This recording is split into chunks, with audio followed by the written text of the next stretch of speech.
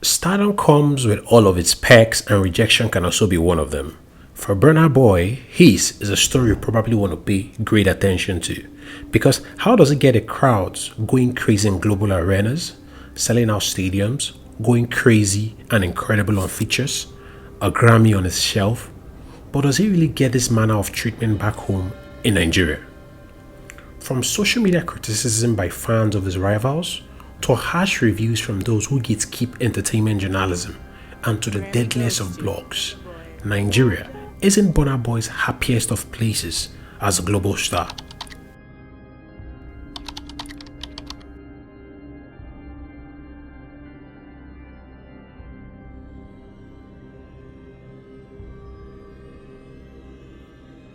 The question is, why? Let's take you back to the early 2010s, when this Burna you knew was still this underground artist from Port Harcourt City, Rivers State, Nigeria. Port Harcourt City was known for many amazing things, but entertainment wasn't one of them.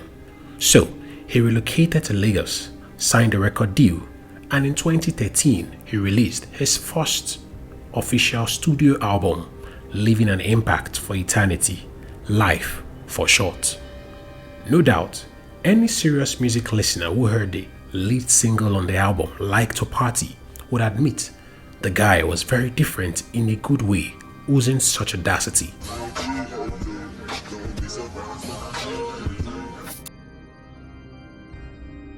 He had the audacity to drop such a uniquely different sound, which was worthy of note. This audacity will also come to define his struggles and his anti-hero arc in an industry where grandstanding your promoters and confronting your label owners could earn you a shadow ban and a bad press. All would agree at the time that this new Burna was charismatic. He had an impressive fusion of sounds with his style and has a very unique way of singing his brand of music. His jazz and soulful voice separated him automatically from his peers. Hold on, but who are these peers? These superstars you see here were already popping before Burna Boy could find his footing in the new side of the country, Lagos, the capital of West Africa's entertainment industry. Wizkid had released his Superstar album in 2011. Davido would release his debut album as well in 2012. Recently, a video of star friend turned rival Davido calling Burna Boy a new cat took the internet by storm, with many of the outsiders, official name of Burna Boy fans, deeming such labels disrespectful to Burna Boy. Seeing the new cats coming up, like Burna Boy. Let's hope we lay this new controversy to rest. While Burna may have actually released his album in 2013, he already had songs doing numbers in 2012, like to Party. But of course, not as big as Wizkid or Davido at the time. If we would rank their order of perception, it would be Wizkid's 2011 album Superstar, Davido's Obeogenesis 2012 album before Burna Boy's Life in 2013. Each of these stars are at least over a decade in the music game, although in comparison with Davido and Wizkid, some may argue that Burna's musical output and even massive appeal would tank, drop, and stay inconsistent after his debut album.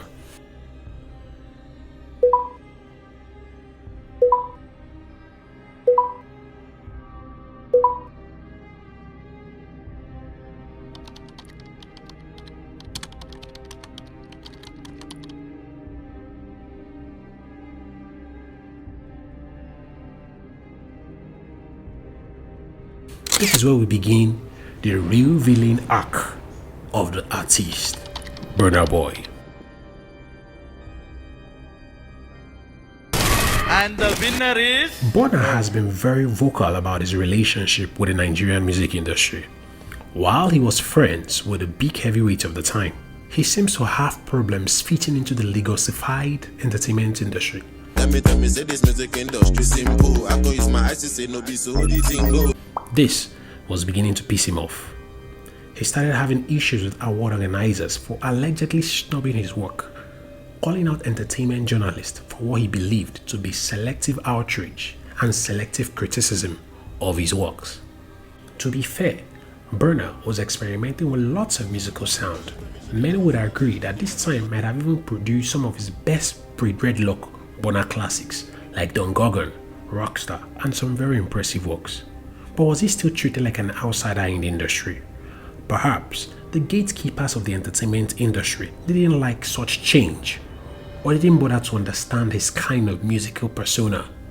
Well, this conversation of entertainment gatekeepers being more powerful than the artist in dictating what the audience should consume or even believe is still a problem till this day. Burna was consistently published alongside the more troubling headlines. He managed to drop a few projects and more experiments which were able to get organic traction on their own. He started appearing more in South Africa and Ghana, linked with dailies, aka Ghana's Shatawale and Sakode. He had really changed. He looked different, grew out locks on his head and became more experimental and adventurous even on his features, fusing hip-hop, R&B and even dancehall which were well received in other areas of Africa.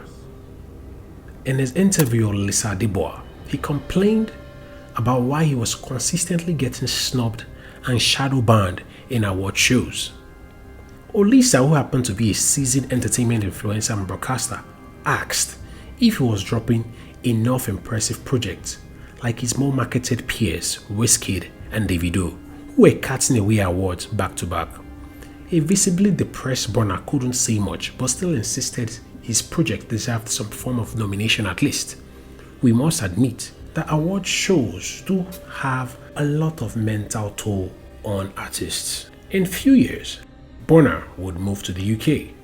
He had also mentioned that his inability to move to the UK due to some limitations on his passport at the time may have stunted his growth.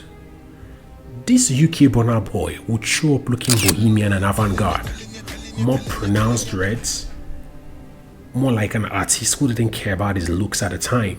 But well, his musical prowess had evolved into a full beast mode. His collaboration with UK's Lily Allen was a testament that misunderstanding Burna Boy as an artist might just be his destiny, because who would believe it was the same artist on the song Suki that would be eating up flows on the ear-shattering single.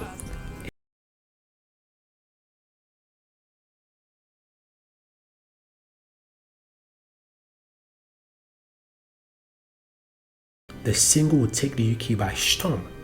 Note, Afrobeats scene was already taking on a new shift as well, due to the efforts by his other peers, Davido and Wizkid, who would feature international artists on their individual projects for wider appeal.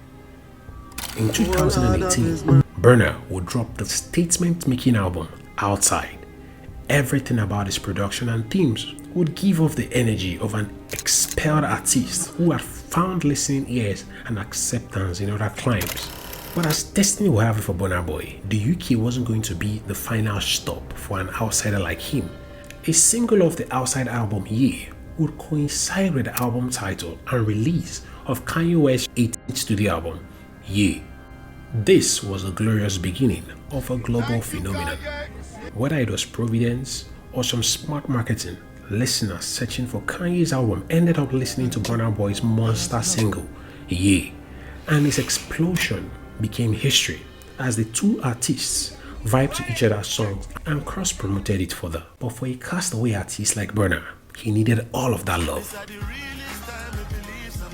Many have tried to tie his rise to this single internet sensation. But let's be honest, with Burna's song shaking the UK, something about his coming up seemed to have been destined. It may have been delayed by forces or by his undoings, but we must applaud him for being stubborn enough since 2012 to ensure his own self-prophecy was fulfilled. His renewed acceptance, this time on a global scale, became a moment of miracle for many underground musicians. If Burna could still blow against all odds, then anyone devoted enough could still try their best.